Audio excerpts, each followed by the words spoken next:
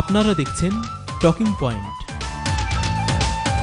সৌজন্যে Mahbub and co accountants.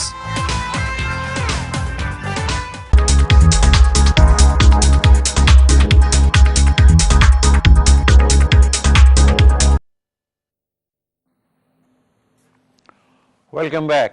Before the break, we were talking with our distinguished guest, Mr. Abdul Mouyeed Chowdhury, about what happens to the tons of gold that is seized from now and then at our international airports back in Bangladesh. Yes, sir. Well, the procedure is very simple. Any seizure at the first instance becomes the subject of a case, criminal case. Through investigation, it is to go through the process, Right. and then if these are found to be illegal, then the court orders the confiscation of the gold. Right. If somebody can establish claims, bona fide claims, then and if the court grants them, the party gets the gold back. But there is a kind of procedural confusion, and I must be very honest to admit that it was not as common an everyday occurrence as it is today when I was Chairman National Board of Revenue.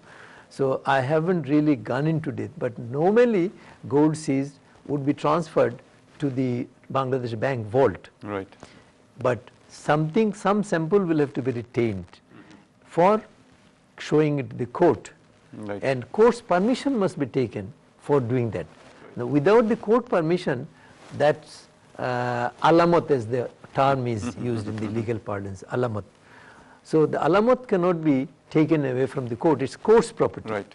So that has to be somehow, since this volume of seizures has gone up, Right. the government will have to do something that the alamat entire will have to be taken to the Bangladesh Bank. Maybe these can be photographs shown to the court, authenticated, and those photographs can remain as alamat. Right. But the gold moves to the Bangladesh Bank, and when the final decision takes place, then the gold confiscated, it becomes government property. Right. That's the normal procedure. Most of these would be confiscated eventually by the court. And they'll be held in the vault. Yeah, and now in the newspaper reports, of course, I also read sometimes that say 200 kgs of gold has Yes. been recovered, Yes. but then finally it ends up with 50 kgs or Yes. 60 kgs, Yes. something like that. I don't really know because The weighing machines must be very full. yes. Sir, you were the chairman of the Revenue Board, and just wanted to ask, whenever we talk about taxes, we back home we think about corruption. I do not know why.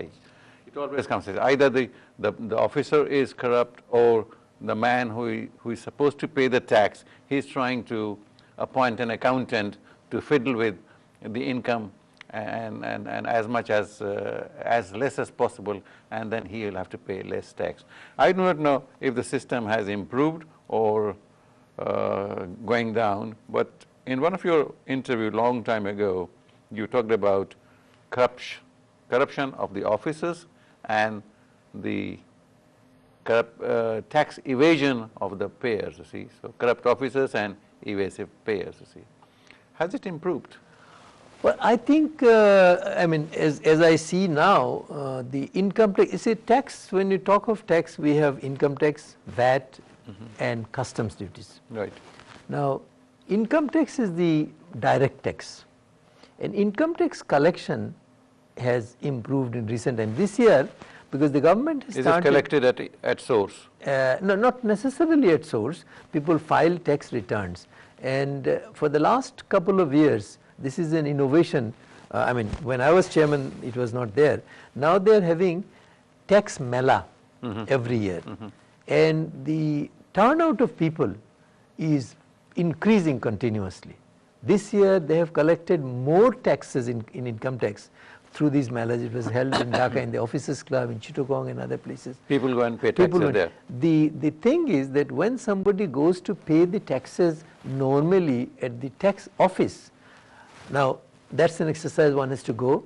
Right. Secondly, when he or she goes to the tax office, the staff who are dealing with him are not as sort of supportive. But in an open environment at the Mela, people find it very convenient, and so people want to go and pay the taxes at the Mela. This is a very good trend. My colleagues now have started, last few years, I think it's about 4 years or so they've done it. So and there are less chances of corruption in the Mela. Corruption in the Mela and of harassment also. It's out in the open. Out in the open, so they are readily being assisted. People fill up their forms, get direct assistance, then the bank is functioning there, they can pay and deposit, and this is a very positive development in terms of income tax. But then the real problem is for customs and VAT. A new law is being promulgated. What is the percentage of VAT, value added tax? Percentage is 15% now across the board, but there are certain exemptions given for like in food. You do certain things, tax is 15%, but then to do that you have certain expenses. So those are calculated, and then 15%, but that minus benefit, ultimately it comes down to sometimes in 5%, 3%. For example, a security company providing security services. Now they have to recruit people, train people, equip people, and they would get only a small percentage for give the service. So the cost of providing that service must be taken care of, otherwise it will be a very heavy burden on. So these are the things that are provided in this system. But in customs administration, the thing that I have seen is that our law sometimes provides loopholes. I'll just quickly cite one example. When I joined as chairman NBR, I went to Chittagong and went to the port. So they took me to show me around, and there was a container, unstuffing of a container, and I found that there were these big razors, shaving razors. And so I said, what are you checking? She said, we have two kinds of taxes. If it's a single razor, then there's one tax, and if it's two double razors, twin razors, then it's different tax. So I said, how will you determine in this huge container how many of these are single and how many of these are double? So I said, but that's the tax difference. So I came back and I said, you bring single, double, it's your problem, one tax. That's much better. That's called a streamlining, isn't it? See. Yes, now they have 3 or 4 razors now. See. Yes. But you see, in tax matter, one thing I must say, that avoidance of tax is lawful. Right. If the law permits you certain things, facilities, and if you can avoid paying taxes, this is all right. But evasion is not. Evasion is illegal. If the law provides loopholes, it's easier. Yes, yes. Coming back to a different topic, Stacey, like Civil Service College, Dhaka, are you still associated with that? I'm associated. I'm in the board of the Civil Service College, Dhaka, yes. Yes. We, in fact, I've been involved with some of my colleagues in setting it up. What is the purpose and the aims and what have been the achievements of this college? Well, the main reason we worked together to set it up, Mr. Mahmood Zaman, one of our illustrious predecessors, senior colleagues, was cabinet secretary. He was the founding chair. The reason we thought of this was that we have amongst the civil servants, retired civil servants, some very bright people like Dr. Akbar Ali Khan, Mirza Azizul Islam, Shah Muhammad Fareed. These are all people with Mr. Abdul Mouyeed Chowdhury. No, I'm not like them. I'm very sorry. I must be very candid. But I'm more of a practitioner. But they have been academics. They've done the PhDs in their subjects, and they're all very respected academics. So these people are there. But when we were in the services, you see, there were scholarships available from various donors for going for higher studies. Like all these people, Dr. Farashuddin, Dr. Samad, Dr. Akbar Ali Khan, all of them went and did their PhDs with scholarships. Now number of civil servants has increased manifold, and the scholarships have dwindled. So these people are not getting any opportunity of learning current things and higher studies. So we felt that if we can set up an institution where those people can act as resource persons, and the civil servants get an opportunity of doing these courses of master's program in various disciplines, related to economic management, planning and such other things, then it will be improving the quality of the civil servants. True. Building Administration. them administration, giving them more confidence. And it's been doing quite well. I mean, we find, you see, like every year these interviews are conducted and students are recruited. So we find that people from not just civil services, but from the armed forces, from the NGO sector, even from the private sector come to participate in these courses. Great, sir. I just want to put it on record that I can see that you also went to University of Tennessee as a Fulbright scholar. Yes, for 9 months. Yes. Yes. Great. I would like to come back to our first topic, tourism in Bangladesh. See, Tiger Tours, you have different packages and different tailor-made tours that you offer to your clients and to your would-be sources of great revenue for Bangladesh. But what is the tourist season in Bangladesh? I mean, is it throughout the year or? No, right now, tourism season in Bangladesh is treated to be from October to March. The dry season. The dry season, basically because this is the season when people can go to the Sundarbans. This is one area. But in Tiger Tours, we are trying to say that for Bangladesh, the tourism season is year-round. For the simple reason that we are trying to promote river tourism, because you see we have lot of archaeology, nature and other things, but these are competing with others. We have one resource which is, we have 3 major rivers and more than 700 branches and tributaries linked to this. We have more than 2,000 miles of serene waterways to use.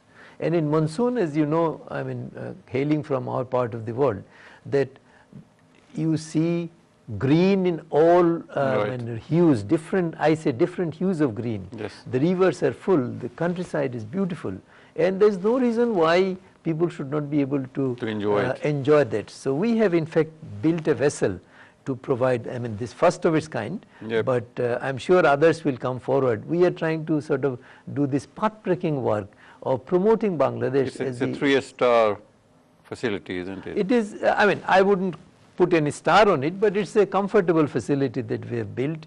Cabins with attached bathrooms and running hot water, treated water and all that stuff. Even we have put 2 wind turbine and a solar panel for standby electricity and that kind of thing. So the idea is that we need to develop, because you see Bangladesh is a very crowded country, 160 million people, and our roads system is very bad. That's what I had in my mind to ask you, see, because our highways are less safe than our waterways. Yes, absolutely. So you see, the advantage of the waterway, one is that this is something which is very, very special to Bangladesh, and no country in the world can match us on that.